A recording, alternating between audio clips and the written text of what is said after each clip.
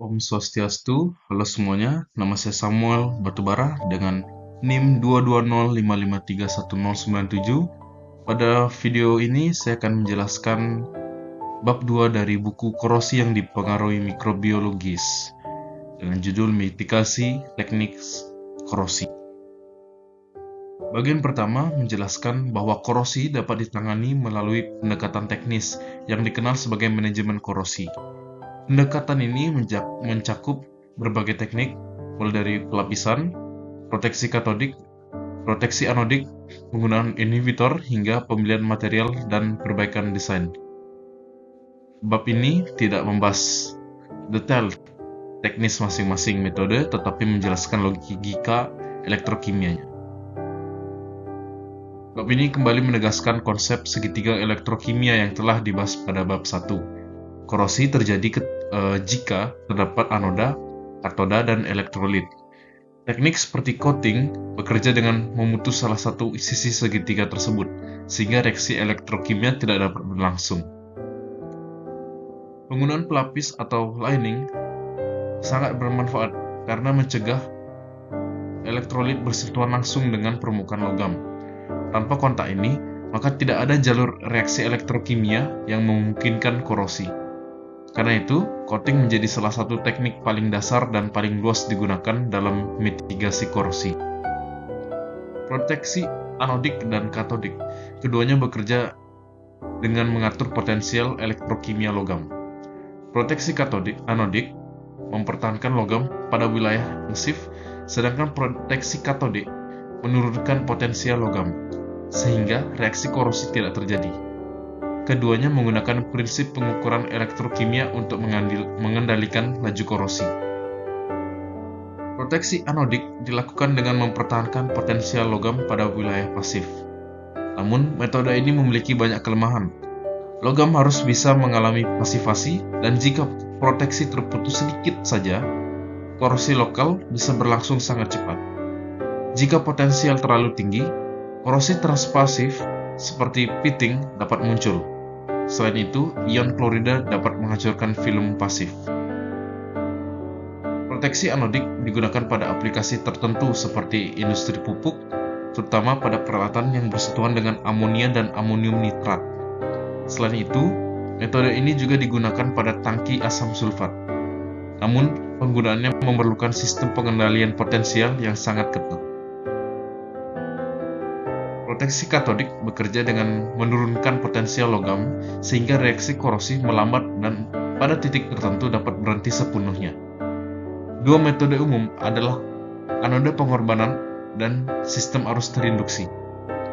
Pada gambar 2.1, terlihat bahwa semakin negatif potensial logam, semakin kecil arus korosi hingga pada akhirnya mendekati nol.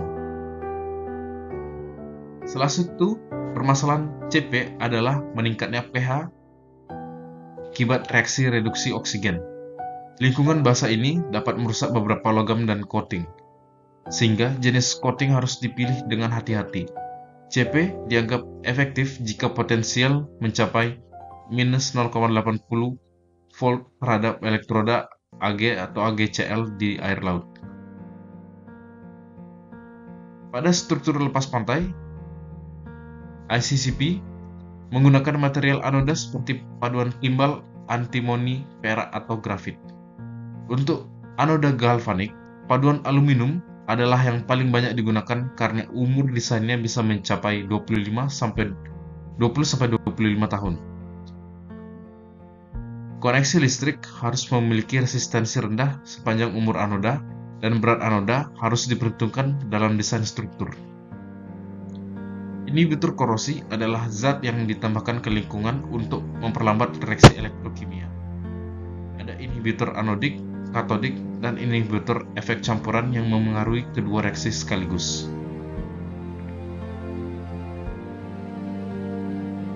Inhibitor anodik bekerja dengan membentuk atau memperkuat lapisan pasif di permukaan logam. Contohnya adalah kromat, nitrit, silikat, fosfat, dan molibdat. Namun, jika konsentrasinya terlalu rendah, lapisan pasif menjadi tidak sempurna dan justru menghasilkan korosi yang lebih parah. Karena itu, inhibitor anodik sering disebut dangerous inhibitors. Berbeda dengan inhibitor anodik, inhibitor katodik memperlambat reaksi reduksi. Garam seng bekerja dengan mengendapkan ZnOH2, sedangkan polifosfat dan fosfonat membentuk lapisan pelindung sehingga ketika bereaksi dengan ion logam bivalen. Keunggulannya, inhibitor katodik tetap efektif meskipun konsentrasinya rendah. Beberapa inhibitor dapat bekerja pada reaksi anodik maupun katodik secara bersamaan. Efektivitasnya bergantung pada kondisi lingkungan seperti pH dan potensial redox. Karena itu, inhibitor ini dapat bersifat anodik pada kondisi tertentu dan katodik pada kondisi lain. Pemilihan material merupakan salah satu bagian yang penting dalam mitigasi korosi. Meskipun suatu material memiliki ketahanan korosi yang baik, ketahanan tersebut sangat bergantung pada kondisi operasionalnya. Beberapa material seperti stainless steel 304 tetap rentan terhadap korosi mikrobiologis. Karena penggantian material mahal, perhitungan ekonomi jangka panjang harus dilakukan. Perbaikan desain dapat secara signifikan mengurangi kemungkinan terjadinya korosi, terutama korosi mikrobiologis. Desain harus menghindari area penumpukan air atau kotoran, dead lag pada pipa, dan kondisi turbulensi yang memicu erosi korosi. Mengurangi faktor-faktor pemicu MIC juga penting untuk mencegah kerusakan lebih lanjut.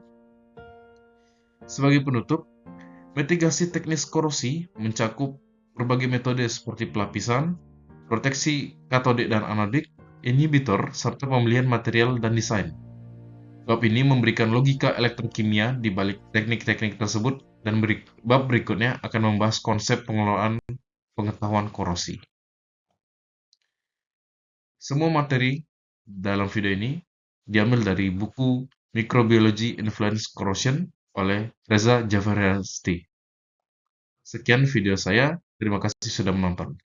Om Santi Santi Santi Om.